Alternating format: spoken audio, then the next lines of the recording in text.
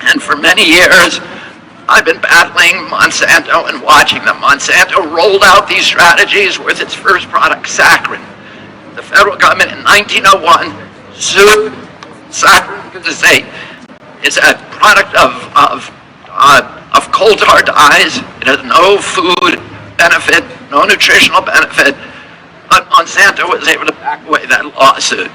And in doing so, they learned the techniques that they would roll out on all of their products, whether it was uranium production during the Manhattan Project, or there was PCBs, which I have direct experience with. PCBs that were dumped, which were manufactured by Monsanto, dumped in the Hudson River, put 2,000 fishermen, my clients, permanently out of work. The Hudson River is now an international model for ecosystem protection. It is the richest fishery in the North Atlantic, but we can't eat the fish because Monsanto put its toxic PCBs into that fish, and everybody in the Hudson Valley has Monsanto's PCBs in our flesh and in our organs.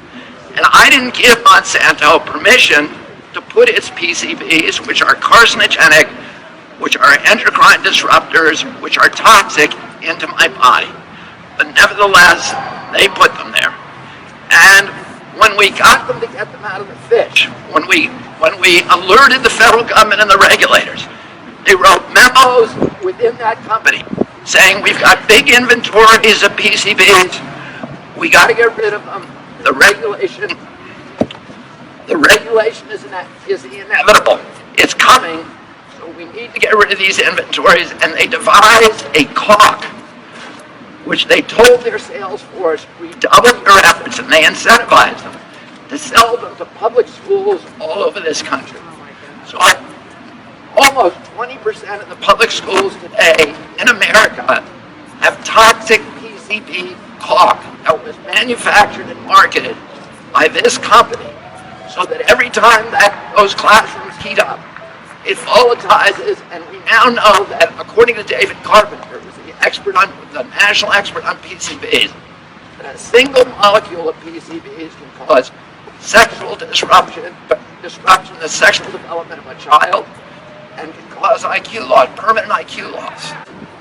Because we found all of these Monsanto PCBs in schools, what did Monsanto do?